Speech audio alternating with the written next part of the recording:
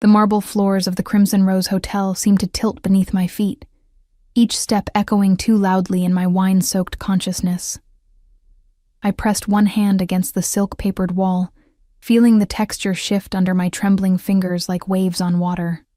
The fundraising gala downstairs had been suffocating, wealthy donors in designer gowns laughing at jokes I didn't understand, sipping champagne that cost more than my monthly rent while I balanced trays and smiled until my cheeks ached.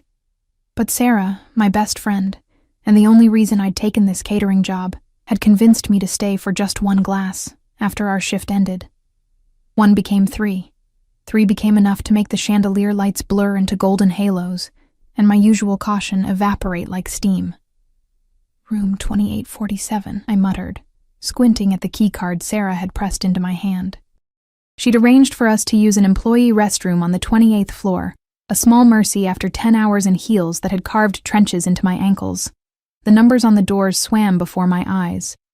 2843, 2845, 2847. The lock clicked open with a soft beep that seemed deafening in the hushed corridor. I stumbled inside, kicking off those torture devices masquerading as shoes before the door even closed behind me. The room was dark, illuminated only by the city lights bleeding through floor-to-ceiling windows. But something felt different, heavier. The air carried a scent I couldn't quite place. Expensive cologne, leather, and something darker, almost metallic, like copper pennies pressed against skin.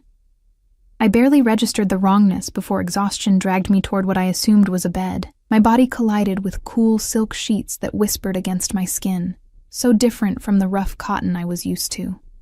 Heaven. Pure heaven. I buried my face into a pillow that smelled like cedar and winter nights, letting the spinning room fade into blessed darkness. Sleep pulled me under like a riptide. I didn't know how much time had passed when I felt it. The shift in the mattress. The sudden presence of another body. My alcohol-fogged brain registered warmth before danger, the heat of another person radiating against my back. Then came the arm, heavy and possessive, draping across my waist and pulling me against a chest that felt carved from stone. My eyes flew open, but the room remained dark. Panic cut through the wine haze like a blade through silk. This wasn't the employee room. This wasn't Sarah sleeping beside me.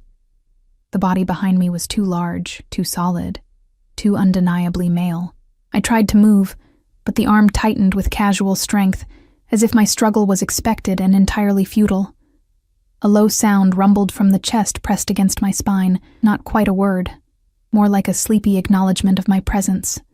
"Don't," a voice said, rough with sleep, but carrying an authority that made my breath catch. The single word wasn't loud, but it resonated through my bones. "You came to me. Stay." My heart hammered against my ribs. I should scream. I should fight. But something in that voice, in the absolute certainty of it, paralyzed me. The hand on my waist splayed wider, fingers spanning the space between my ribs and hip with shocking familiarity, as though he'd held me like this 1,000 times before. My voice came out as a whisper, broken and afraid. "I'm in the wrong room. No." His lips brushed the shell of my ear, sending electricity down my spine. "You're exactly where you're supposed to be." The words should have terrified me. They did terrify me, but beneath the fear lurked something else. Something I didn't want to examine in the darkness with a stranger's arms around me. His thumb moved in slow circles against my stomach, the touch somehow both comforting and claiming, gentle yet utterly possessive. "Please," I breathed, though I wasn't sure what I was begging for anymore. He pulled me impossibly closer, eliminating even the whisper of space between us. I could feel every plane of his body, the expensive fabric of his shirt, the steady rhythm of his heartbeat against my shoulder blade. When he spoke again, his voice carried something that sounded almost like wonder. "You smell like jasmine and rain," he murmured, his nose tracing the curve of my neck. "And you're shaking like a trapped bird." The comparison made me freeze. Trapped, that's exactly what I was. "I need to go," I said, trying to inject strength into my voice and failing miserably. "No." The word was simple, final. His hand moved from my waist to tangle in my hair, fingers threading through the loose strands with a gentleness that contradicted the iron in his tone. Sleep. We'll talk when the sun rises. You can't just... I can. The certainty in those 2 words was absolute. And I am. I should have fought harder. Should have screamed, clawed, done anything but let sleep drag me back under. But the warmth surrounding me, the strange sense of safety despite the obvious danger, the wine still clouding my judgment, all of it conspired to pull me back into darkness. When I woke again, dawn painted the room in shades of silver and rose. The arm was gone, but I could feel eyes on me. I turned slowly, my heart climbing into my throat.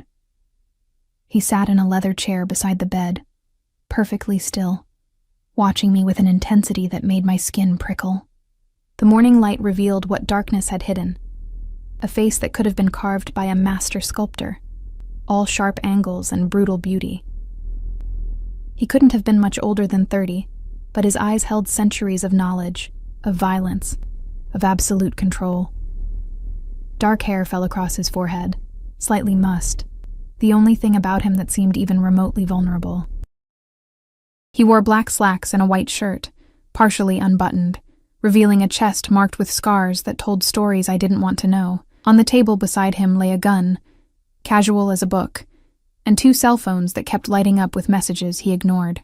"Good morning, Bellezza." His voice in the daylight was smoother than it had been in darkness, cultured and precise, with the faintest trace of an accent I couldn't place. "Did you sleep well in my bed?" I pulled the sheets up to my chin, suddenly aware that I was still in my catering uniform, a black skirt and white blouse, now hopelessly wrinkled. "I told you, I'm in the wrong room. I need to leave."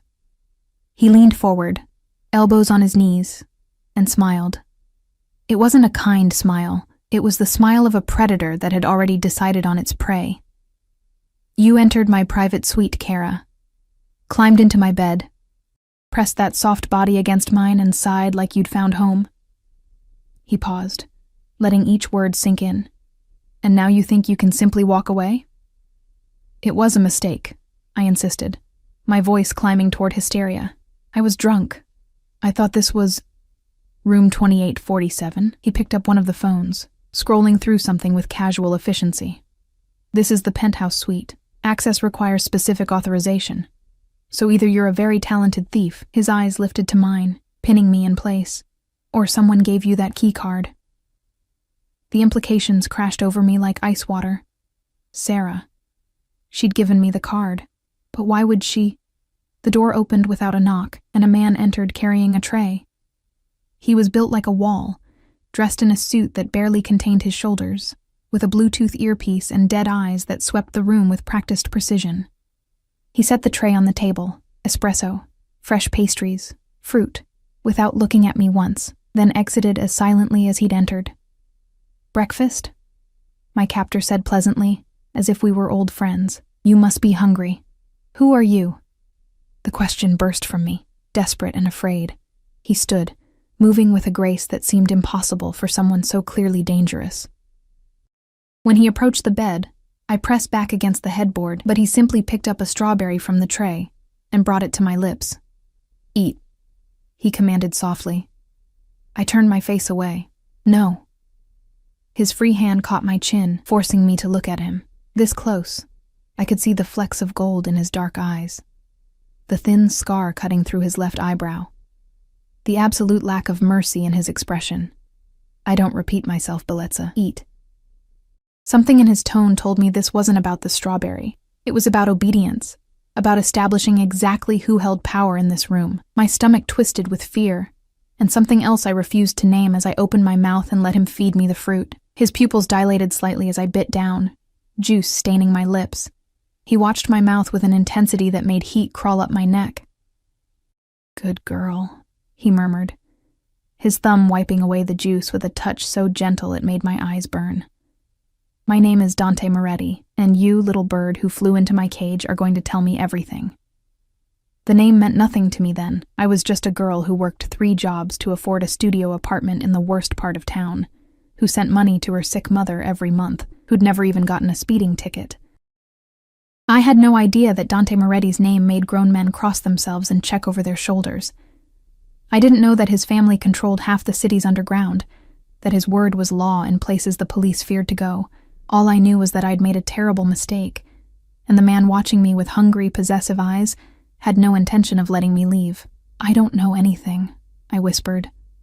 He smiled again, and this time it reached his eyes, transforming his face into something even more dangerous, beauty with the promise of destruction. "Then we'll start with your name." He settled onto the bed beside me, close enough that I could feel his heat. "And why someone would send an innocent creature like you into the monster's lair." "Emma," I whispered, my name feeling like a surrender on my tongue. "Emma Chen." Dante's eyes darkened with something that looked like satisfaction. He reached out, tucking a strand of hair behind my ear with a gentleness that contradicted everything else about him. "Emma," he repeated, as if tasting each syllable. "And who gave you the keycard, Emma?" "My friend Sarah. She worked here, in events coordination." My words tumbled out in a rush. "She said it was an employee restroom." "I swear I didn't know." "Sarah Milbrook?" His expression didn't change, but something shifted in the air, growing colder. He picked up one of his phones, typed something quickly, then set it down. "Blonde, mid-20s, drives a silver Honda?"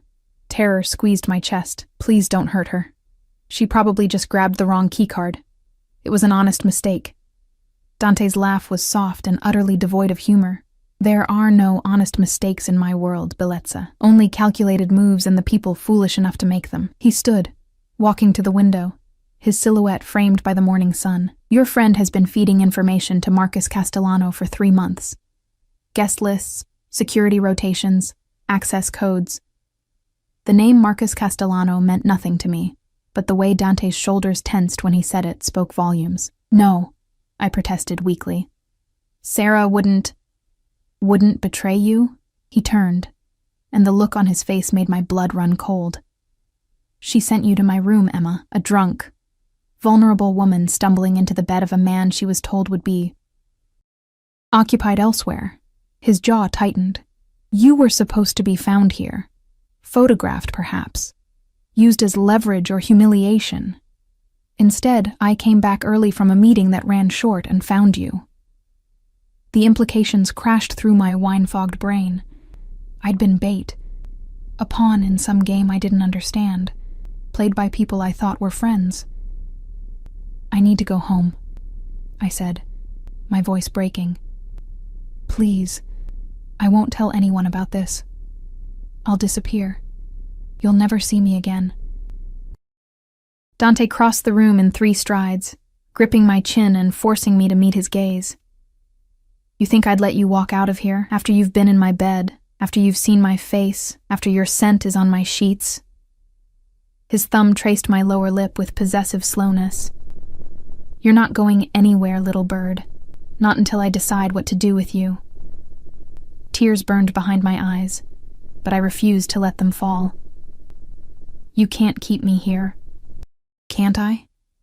He released my chin, but his hand moved to my throat, fingers spanning the delicate column without pressing, just resting there like a collar. "I own this hotel, Emma. I own the building where you live, that pathetic studio on Mitchell Street with the broken elevator and rats in the walls. I know about your mother in the care facility, about the debts you're drowning in, about every desperate choice you've made to stay afloat." Each word was a nail in my coffin.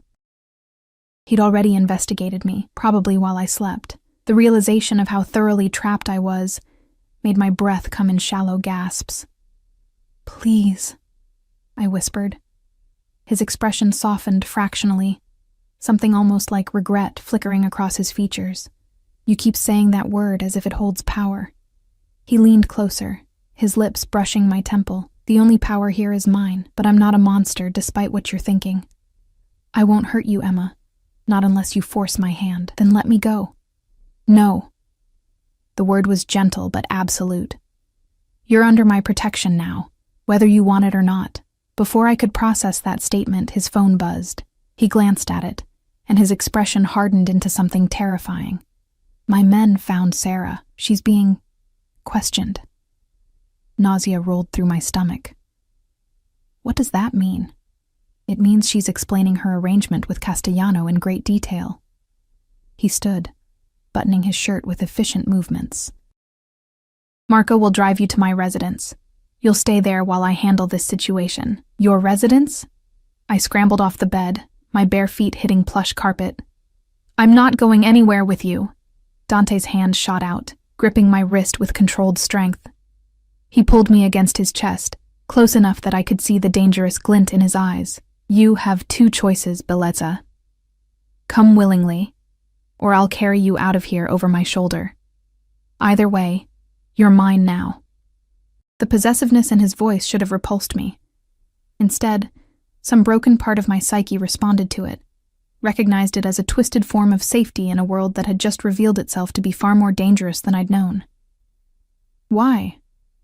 The question came out broken. Why do you even care? Something flickered across his face. Surprise, maybe, or recognition. His free hand came up to cut my cheek, thumb stroking along my cheekbone with devastating gentleness. Because the moment you curled into my arms last night, you became mine to protect. Because you looked at me this morning with fear. Yes, but also with something pure. Something I haven't seen in a decade. Because... He paused, seeming to wrestle with something internal. Because I choose to. And what I claim, I keep. 20 minutes later, I found myself in the back of a black SUV with windows tinted so dark, the outside world became a blur. Marco, the wall of muscle who'd brought breakfast, drove in silence while another equally intimidating man sat in the passenger seat. Both wore earpieces and had the dead-eyed look of people who'd done terrible things without losing sleep. I'd been allowed to grab my shoes and bag, nothing more. Dante had watched me dress with predatory focus, then handed me off to his men with instructions I hadn't been allowed to hear. The vehicle glided through morning traffic, taking turns that led away from the city center and toward the hills where old money lived behind gates and walls. My phone buzzed in my bag, my manager at the diner, probably wondering why I hadn't shown up for my morning shift. I reached for it, but Marco's eyes found mine in the rearview mirror. Mr. Moretti said no calls. I need to let my work know, already handled. His voice was flat, devoid of emotion. You're on indefinite leave. Paid. The casual way he said it, as if Dante rearranging my entire life was perfectly normal, made my hands shake. I stared out the window, watching my independence, my agency, my freedom disappear with every mile. The gates that finally opened for us were wrought iron and 12 feet tall, topped with decorative spikes that were probably more functional than ornamental. The driveway curved through manicured gardens that belonged on magazine covers, leading to a mansion that made the hotel penthouse look modest. Out, Marco said, opening my door. I stepped onto cobblestones, craning my neck to take in the 3-story structure of pale stone and arched windows. It looked like something transplanted from European aristocracy, all elegant lines and old-world wealth. Ivy climbed one wall, and a fountain bubbled in the circular drive, the sound of water somehow emphasizing the absolute silence surrounding the property. The front door opened before we reached it. A woman in her 50s with silver-streaked hair and a crisp black dress appeared, her expression professionally neutral. Miss Chen, I'm Mrs. Castellano, the housekeeper. Welcome. The name made me stumble. Castellano, like Marcus. No relation. Her lips thinned. It's a common name. Please follow me. Inside, the mansion was a study in contrasts. Antique furniture alongside modern art, marble floors beneath crystal chandeliers, beauty built on a foundation of old violence. Mrs. Castellano led me through hallways that seemed to stretch forever, finally stopping at a door on the second floor. This will be your room. She opened it, revealing a space larger than my entire apartment. A 4-poster bed dominated one wall, draped in silk the color of champagne. French doors opened onto a balcony overlooking gardens that rolled toward distant woods. Mr. Moretti has requested you make yourself comfortable. Your measurements have been sent to his personal shopper. Clothes will arrive this afternoon. My measurements. The violation of it made my voice sharp. How does he... Mr. Moretti is very thorough. She moved to a dresser, opening drawers to show they'd already been stocked with basics. Toiletries, undergarments in exactly my size, pajamas. Lunch is at 1, dinner at 7. You're free to move about the house and grounds, but... Her eyes met mine with surprising compassion. "Don't try to leave, dear. For your own safety." She left me alone in my golden cage. I spent the next hour exploring my prison. The bathroom was obscene, a marble shower large enough for 4 people, a tub that could double as a small pool, towels so soft they felt like clouds. The closet was empty but massive, waiting to be filled with clothes I hadn't chosen, hadn't earned, didn't want. I tried the balcony doors, unlocked. The drop was significant, but not impossible. I could see guards, discreet but present, moving through the gardens below. One looked up, making direct eye contact, and touched his earpiece. Message received. I was being watched. My phone buzzed again. This time, when I checked it, there was a new message from an unknown number. "Your mother's care facility received a payment covering the next 2 years. She's been moved to a private room with round-the-clock nursing. This is not kindness, Emma. This is insurance. Behave, and she stays comfortable. Run, and I'll move her to a facility where they'll barely remember to feed her. D." The phone slipped from my shaking hands, clattering onto the marble floor. He'd threatened my mother, casually, efficiently, without raising his voice or his hand. This was the real Dante Moretti, not the man who'd held me gently in the darkness, but the monster who controlled lives like chess pieces. I sank onto the bed, finally letting the tears fall.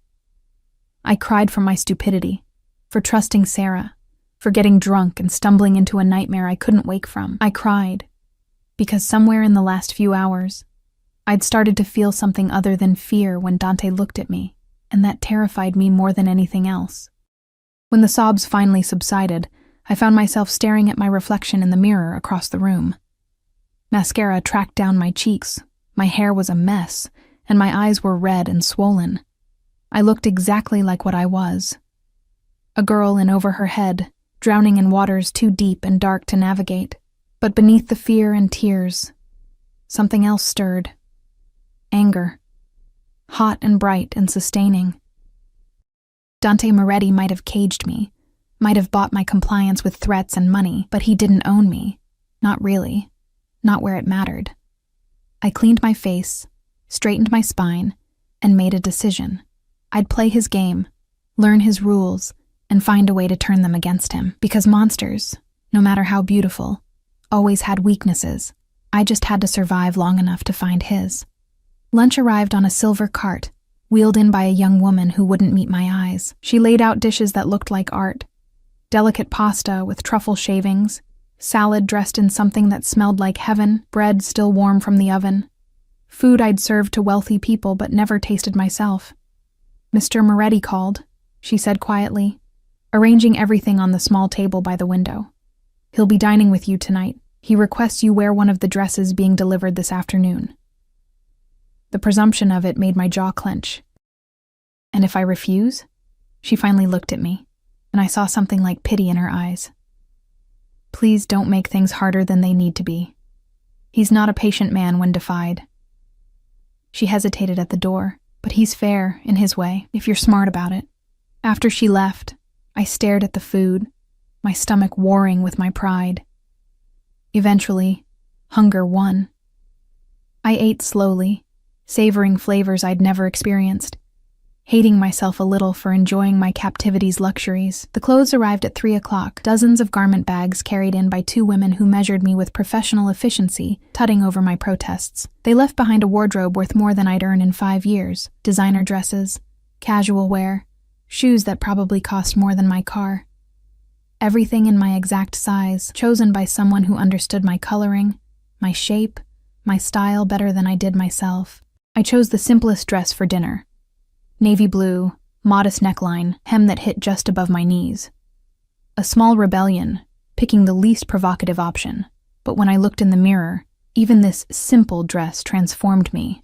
The fabric moved like water, the cut emphasizing curves I usually hid under loose uniforms and thrift store jeans.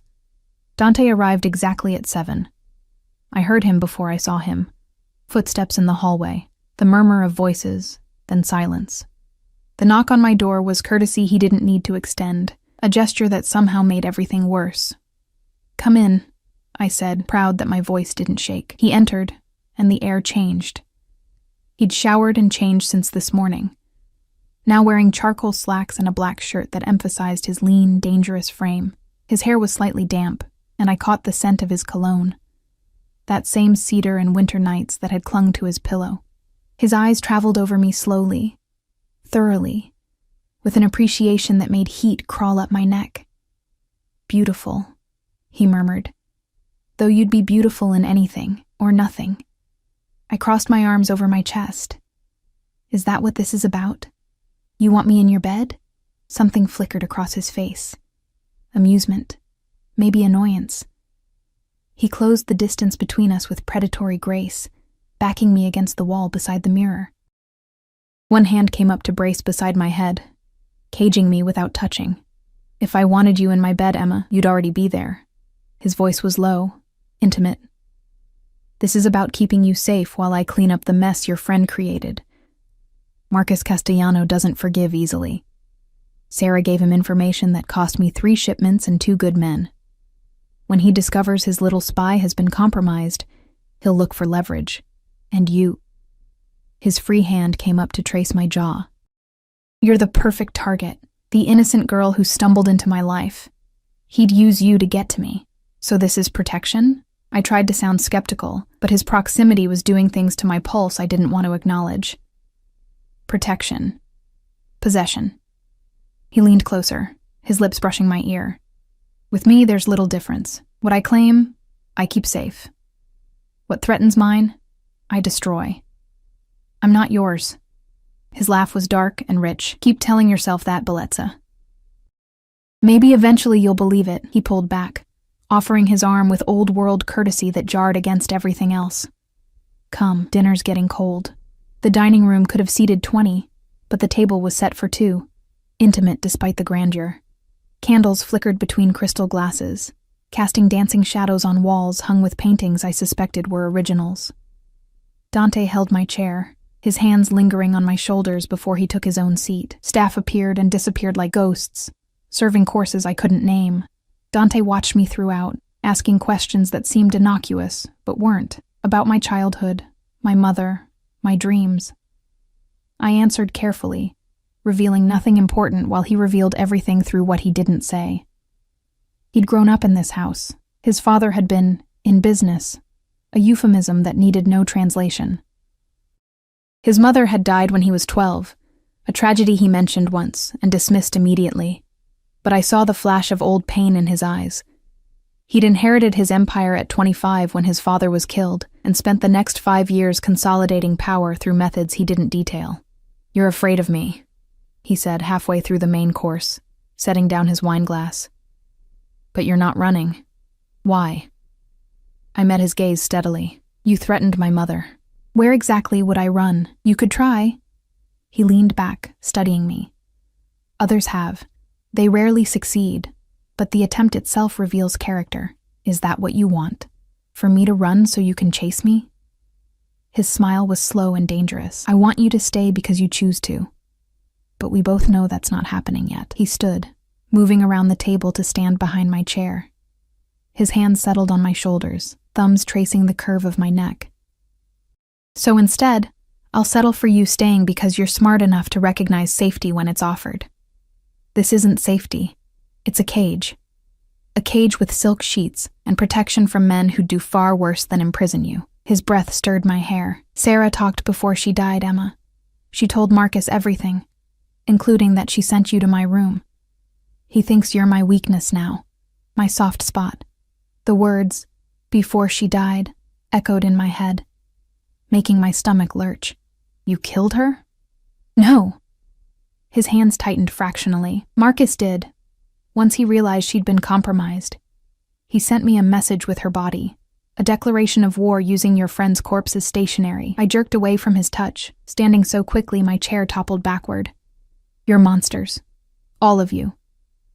"Yes." He didn't deny it, didn't soften it. "But I'm the monster standing between you and worse ones. Remember that, Bellezza, before you decide I'm your enemy." That night, I couldn't sleep. I paced my golden cage, wearing a path in the plush carpet, jumping at every sound. Around midnight, I heard footsteps in the hallway outside my door. They paused, and I held my breath. But whoever it was moved on. The next morning, Mrs. Castellano informed me that Dante had left before dawn for business and wouldn't return until evening. I spent the day exploring the mansion under the watchful eyes of guards who appeared whenever I ventured too far. In the library, I found photographs hidden in a drawer. Dante as a child, with a beautiful dark-haired woman who must have been his mother. They were laughing, her arms around him, love evident in every line of their bodies. The boy in the photo had light in his eyes that the man I knew had lost somewhere along the way. He doesn't like people seeing those. I spun to find Marco in the doorway, his expression unreadable. I didn't mean to pry. Everyone pries. He expects it. Marco moved into the room with surprising quiet for such a large man. But those photos, she was the last person who saw him as human instead of weapon. After she died, he became what he needed to be to survive. Why are you telling me this? Marco's eyes met mine, and I saw something unexpected, concern. Because he looks at you the way he used to look at her, like you're something precious in a world of broken things, and that makes you either very lucky or very doomed. I haven't decided which yet. He left me alone with photographs and implications I didn't want to examine. Dante returned that evening covered in blood. I was in the garden when I heard the commotion. SUVs roaring up the drive, men shouting, the organized chaos of crisis. I ran toward the house, my heart in my throat, and found Dante being helped from a vehicle by Marco and 2 other men. Blood soaked his left side, turning his white shirt crimson. His face was pale but composed, jaw tight against pain he refused to voice. When his eyes found mine across the courtyard, something in his expression shifted, softened, almost. Emma. My name on his lips sounded like relief. Get back inside. Instead, I ran to him. Some instinct older than reason propelled me forward, past the guards, past common sense.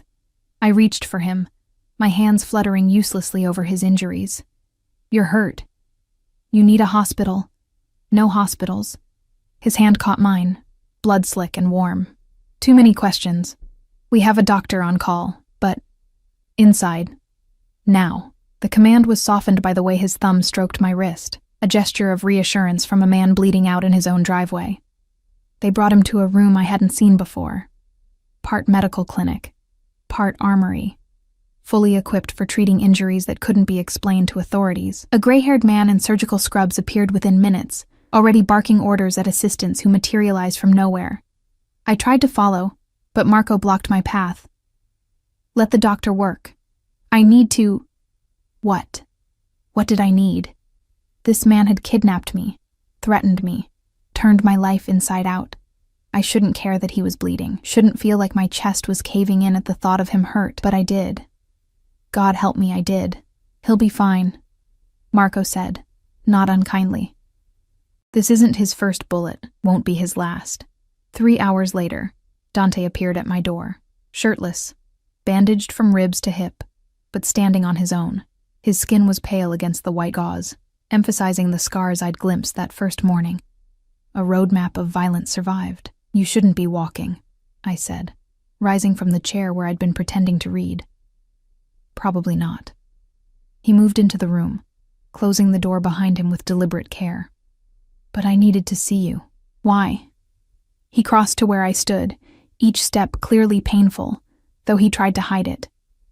When he reached me, his hand came up to cup my face with devastating gentleness, because when I thought I might die tonight, the last thing I wanted to see was your face. Because you ran to me when you should have run away. Because... His thumb traced my lower lip. Because I'm starting to think you're more dangerous to me than any bullet. My breath caught. Dante. He kissed me. Not rough or demanding, but soft, almost questioning. His lips moved over mine with a tenderness that made my eyes sting with unshed tears. I should push him away. Should remember he was my captor, my jailer, the monster who'd upended my life. Instead, I kissed him back.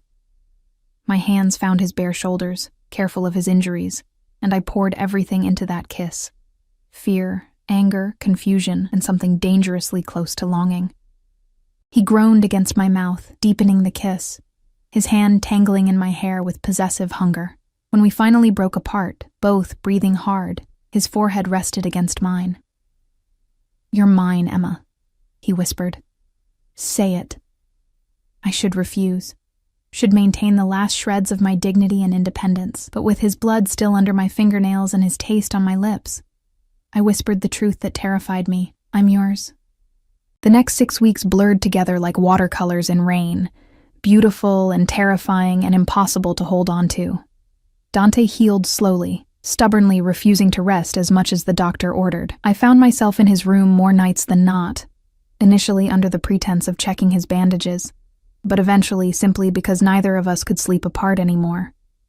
He'd pull me against his chest, careful of his healing wound, and we'd talk in the darkness. He told me about his mother, how she'd loved gardening and opera, how she'd tried to shield him from his father's world until cancer stole her away. I told him about mine, the stroke that had left her unable to speak, how I'd worked myself to exhaustion trying to afford her care, how I'd failed anyway until he'd intervened.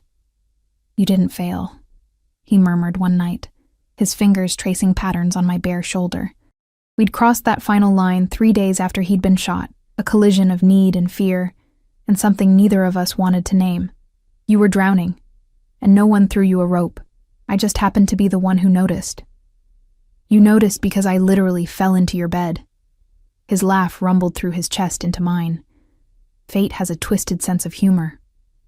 He pressed a kiss to my temple, but I'm not complaining about the delivery method. During the days, while Dante handled his business, I explored my new existence. Mrs. Castellano taught me which wines paired with which meals. Marco, surprisingly, became something like a friend, teaching me to shoot in the basement range because everyone close to the boss needs to know how to protect themselves. The other guards, Alessandro, Victor, Chen, slowly warmed to me, their initial suspicion fading into protective acceptance. I was becoming part of Dante's world, and the realization should have terrified me more than it did, but it was the nights that undid me. Dante's possessiveness in private was absolute and overwhelming. He mapped every inch of my body with reverent attention, whispering Italian endearments I didn't understand but felt in my bones. He was simultaneously gentle and demanding, treating me like something precious he was terrified of breaking, but couldn't stop touching. "You're thinking too loud," he said one evening, finding me on my balcony staring at the sunset. He wrapped his arms around me from behind, his chin resting on my shoulder. "What's troubling you, Bellezza? This can't last." The words escaped before I could stop them. "Whatever this is between us, it's built on threats and captivity and choice." He turned me to face him, his hands framing my face. "You could leave, Emma. I haven't locked your door in 3 weeks. The guards have orders to let you go if you ask." My heart stuttered. "What?" "I meant what I said about protection, but I won't keep you prisoner if you truly want to leave. I'll maintain your mother's care regardless. You're free to walk away." His thumb stroked my cheek, and I saw something vulnerable in his eyes. Fear that he was trying to hide. "But I'm asking you to stay, not because I'm forcing you, but because you want to. You threatened my mother. I secured her future. There's a difference." He pulled back slightly, giving me space to breathe. "I won't pretend I played fair in the beginning. I didn't. But somewhere between that first morning and now, this became real for me. You became real. And I need to know if it's real for you too, or if you're just surviving until you can escape." I stared at him, this beautiful monster who'd stolen me, and somehow made me want to stay. "I don't know what's real anymore, then figure it out." He pressed a kiss to my forehead, achingly gentle. "I'll wait. I'm a patient man when it matters." That night, I lay awake long after Dante fell asleep beside me, his arm heavy across my waist even in unconsciousness. I could leave. He'd given me that choice, that power. I could walk away from this twisted fairy tale and return to my old life of struggling and surviving. But my old life felt like a dream now, something that had happened to someone else. And the thought of leaving Dante, of never feeling his arms around me, never hearing him whisper my name in the darkness, made my chest ache with loss for something I'd still have in the morning. I was falling in love with my captor, and I had no idea how to save myself. The crisis came on a Tuesday. I was in the library, curled up with a book I wasn't really reading, when Marco burst through the door with an urgency that made my blood run cold. "We need to move you. Now." He was already pulling me to my feet. "Castellano's men hit one of our warehouses. They're coming here. Where's Dante?" "Handling it. He sent me to get you to the safe room." Marco propelled me into the hallway, where 4 other guards had materialized, all armed and tense. "They won't get through our defenses, but he's not taking chances with you." We'd made it halfway down the grand staircase when the windows exploded. Glass rained down like deadly snow as bullets tore through the entrance hall. Marco threw me to the ground, his body covering mine as the world erupted into violence. I heard shouting, gunfire, the wet sounds of bullets finding flesh. Someone screamed. One of Dante's men, I thought, but couldn't be sure over the ringing in my ears. "Stay down!" Marco hauled me up when there was a lull, practically carrying me down the remaining stairs. We made it to the kitchen before I heard the voice that made my blood freeze. "Where is she?" The accent was thick, Italian but different from Dante's refined tones, rougher, crueler. The girl. "Where's Moretti's little whore?" "Marcus Castellano." It had to be. Marco shoved me toward a door hidden behind a pantry shelf. "Safe room. Code is 0412. Don't come out until Dante or I come for you." "Marco, go!" He pushed me through, and I heard the lock engage behind me before his footsteps retreated. The safe room was small, concrete, lit by emergency lighting. Monitors showed different areas of the house, all of them now filled with armed men fighting, bleeding, dying. I searched frantically for Dante among the chaos but couldn't find him. Then one screen flickered, showing the entrance hall. Dante stood in the center of the carnage, flanked by his remaining guards, facing a man who could only be Marcus Castellano. They were talking, but I had no audio. I watched Dante's face, cold, controlled, showing nothing, while Marcus gestured wildly, clearly furious. Then Marcus pulled out a phone, showed Dante something on the screen, and smiled. Dante's expression didn't change, but I saw his hand tighten on his gun. Whatever Marcus had shown him, it was bad. The screen went dark. I don't know how long I waited in that concrete tomb, listening to gunfire fade to silence. Then nothing. Every minute felt like hours. I tried the code on the door repeatedly, but it wouldn't open from inside. I was trapped, helpless, imagining every terrible scenario. When the door finally opened, I nearly collapsed with relief, but it wasn't Dante standing there. It was a man I'd never seen. Young, cold-eyed, with a gun pointed directly at my chest. Behind him stood Marcus Castellano, older than I'd expected, gray-haired and elegant in a suit that probably cost more than a car. "Emma Chen," Marcus said, his voice smooth and cultured. "At last. You're much prettier than your photograph suggested." I backed away until I hit the wall. "Where's Dante?" "Indisposed." Marcus stepped into the safe room, leaving his man to guard the door.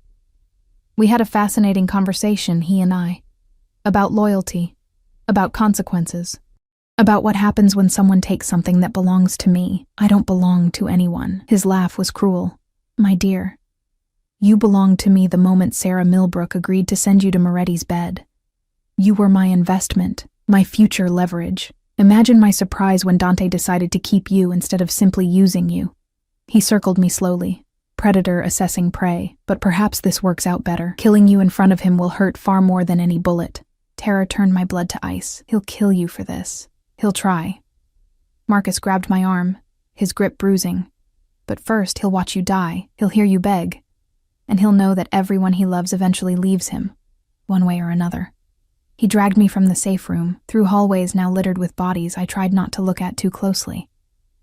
My mind raced, searching for escape routes, weapons, anything, but I was unarmed and surrounded by men who killed for a living. We emerged into the entrance hall, and I saw him. Dante knelt in the center of the room, held at gunpoint by 2 of Marcus's men. Blood ran from a cut above his eye, and his shirt was torn, but his eyes, when they locked onto mine, blazed with such fury I felt the heat of it across the distance. "Let her go, Marcus." His voice was deadly calm. "This is between us." "No, Dante. You made it about her when you chose to keep her. Marcus shoved me forward and I stumbled but didn't fall. You always were sentimental, like your father. It's what got him killed too. Dante's jaw clenched. Touch her, and I'll spend the rest of my life making you beg for death. Threatening me? While on your knees? Marcus pulled out a gun, pressing it against my temple. The metal was cold. Final. Say goodbye, Moretti. Everything happened at once. Dante moved with impossible speed, somehow twisting away from his guards. Gunfire erupted. I felt Marcus jerk beside me, the gun falling from my temple as he crumpled. Warm blood splattered across my face. And I was screaming, I think, but couldn't hear it over the ringing in my ears. Strong arms wrapped around me, pulling me down and covering me as chaos exploded overhead. I knew those arms, that scent, that heartbeat against my back. I've got you. Dante breathed against my hair. I've got you, Bellezza. You're safe. When the shooting stopped, when the silence descended like snow, Dante helped me stand. Marcus lay dead at our feet, along with most of his men. The entrance hall looked like a massacre, which I supposed it was. Don't look, Dante said, turning my face into his chest. Just hold on to me. I gripped his shirt, my hands shaking so violently I could barely maintain my hold. I thought he'd kill you. I thought... Shh. He pressed kisses into my hair, my forehead, my tear-stained cheeks. I'm fine. You're fine. It's over. But it wasn't over. Not really. Because as Marco appeared, limping but alive, and began organizing cleanup, as police sirens wailed in the distance only to be mysteriously diverted, I realized the truth. This was Dante's world. Violence and blood and men dying in elegant entrance halls. And I'd chosen to stay in it. Chosen him. Despite everything. Take me upstairs, I whispered against his chest. Please. I need... He understood without me finishing, scooping me into his arms despite his injuries, despite the blood and chaos. He carried me up the grand staircase to my room. Our room, really, since I hadn't slept alone in weeks. He undressed me gently, washing Marcus's blood from my skin with warm water and tender hands. Then he held me while I shattered, while delayed shock crashed through me in waves that left me gasping. I'm here, he murmured, over and over. I'm here, and I'm not letting go. Blocko 5, final. The weeks following the attack blurred into a strange new normal. Dante's men swept the mansion, replacing shattered windows and blood-stained marble, until no evidence remained of the violence that had occurred. Marcus Castellano's death was ruled a mob hit, which technically it was. The remaining players in his organization either pledged loyalty to Dante or disappeared in ways I didn't ask about. I should have been traumatized. Should have run the moment I could stand without shaking. Instead, I found myself clinging tighter to the monster who'd saved me, who looked at me like I was the only light in his dark world. You're thinking too loud again, Dante said one morning, finding me in the garden where I'd taken to spending my afternoons. Spring had arrived, transforming the grounds into an explosion of color that his mother would have loved. I turned to face him, this beautiful, dangerous man who somehow owned pieces of me I hadn't known existed. I'm thinking about staying. Something flickered in his eyes. Hope. Fierce and bright. As opposed to running, like I should have done months ago. I moved into his arms, letting him wrap himself around me like armor. I'm supposed to be terrified of you, of this life, but instead, I just keep falling deeper. His hand came up to tangle in my hair, tilting my face to his. Then fall, Bellezza. I'll catch you. I'll always catch you. He kissed me with aching tenderness. Marry me. I pulled back, certain I'd misheard. What? Marry me. He said it again, stronger this time. Make it official. Make it forever. Let me give you my name, my protection, everything I have. His thumb traced my jaw. I know it's insane. I know I should give you more time, more normalcy, but I've never been good at denying what I want. And I want you. Permanently. My heart hammered against my ribs. Dante, this is crazy. We barely know each other. I know you cry at sad movies, but pretend you don't. I know you send half your allowance to children's charities anonymously. I know you're terrified of heights, but went on the balcony anyway to see the sunset. I know the exact sound you make when I touch you right here." His hand traced a path that made me gasp. "And I know that I would burn this city to ash before I let anything hurt you. So tell me, Emma, what else do I need to know?" I stared at him. This man who'd stolen me and somehow made me want to be stolen. The rational part of my brain screamed warnings, but my heart, my traitorous, foolish heart, whispered yes. "Okay," I breathed. His eyes widened fractionally. "Okay?" "Yes, I'll marry you." I laughed at the absurdity of it. I must be insane. We're both insane. He kissed me then, deep and claiming, pouring everything into it until I couldn't remember why I'd ever thought to refuse. When we finally broke apart, both breathing hard, he rested his forehead against mine. "I love you," he said, the words rough and unpracticed, as if he'd never said them before. I didn't think I was capable of it anymore. But then you stumbled into my life drunk and terrified, and you've been unraveling me ever since. I love you too. The admission felt like jumping off a cliff, terrifying and exhilarating.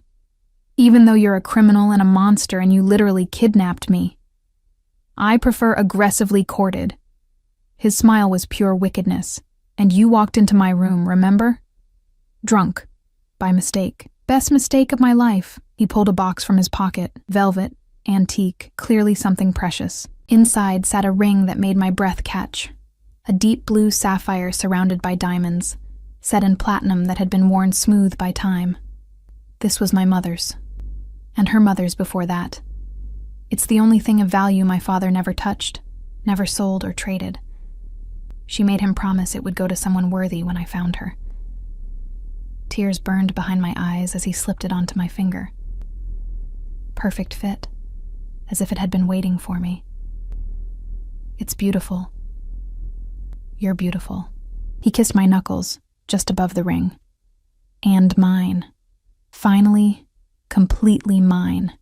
We married 2 weeks later in the mansion's garden, under the same trees where his mother had planted roses decades ago. No guests except his most trusted men and Mrs. Castellano, who cried through the entire ceremony. Dante wore a dark suit that made him look like a prince from a dangerous fairy tale, and I wore ivory silk that Mrs. Castellano swore his mother would have loved. Marco stood as best man, surprisingly emotional for someone who killed people for a living. When Dante kissed me after we exchanged vows, simple platinum bands we'd chosen together, I heard him mutter, "About damn time." That night, Dante carried me over the threshold of the master bedroom I'd been slowly moving into anyway. He made love to me with devastating slowness, worshipping every inch of my body like I was something sacred, whispering promises in Italian and English until I fell apart in his arms. "Mine," he breathed against my throat. "My wife. My Emma." "Yours," I agreed, no longer fighting the truth of it. "Always yours." Life as Dante's wife was nothing like I'd imagined. Yes, there was danger. Threats that materialized and were eliminated before I even knew they existed, thanks to his paranoid protection. Yes, there was violence he tried to shield me from, but that I inevitably glimpsed in bloodied knuckles and tense phone calls in the middle of the night.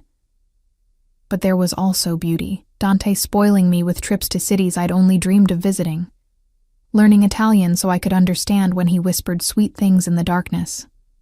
Watching him slowly soften, the monster becoming more man with each passing month, I started volunteering at a women's shelter, using Dante's money and connections to help women escape situations, not unlike my own had been, minus the falling in love part. He never questioned my need for purpose beyond being his wife, never tried to make me into something I wasn't. And then, 5 years after that drunken night that changed everything, I discovered I was pregnant. I told him in the garden, on the anniversary of our first meeting. He'd surprised me with a perfectly restored vintage motorcycle. I'd mentioned once, months ago, that I'd always wanted to learn to ride. The fact that he remembered such a small detail still made my heart ache. "I have something to tell you," I said, watching him adjust the bike's mirrors with boyish enthusiasm I rarely saw. "If it's about the helmet color, I can get it changed. I'm pregnant." He froze mid-adjustment, then slowly turned to face me. "What?" I pulled the test from my pocket, holding it out like proof. Almost 8 weeks. I wanted to be sure before I told you." For a moment, he just stared, and I couldn't read his expression. Fear crept in. What if he didn't want children? We'd never really discussed it, too caught up in each other to think about expanding our dangerous little world. Then he crossed the distance between us in 2 strides, dropping to his knees in front of me. His hands came to rest on my still flat stomach with reverent care, and when he looked up at me, tears tracked down his face. "A baby," he whispered. "Our baby." Relief flooded through me. "You're happy? Happy?" He laughed, the sound broken and beautiful. "Emma, you've given me everything. A reason to be better, to want more than just power and revenge. And now," his voice cracked, "now you're giving me a family, something I never thought I'd have again after my mother died." He stood, pulling me into his arms and kissing me with desperate tenderness. Against my lips, he murmured, "Thank you. Thank you for stumbling into my room drunk. Thank you for staying. Thank you for loving a monster and making him want to be a man,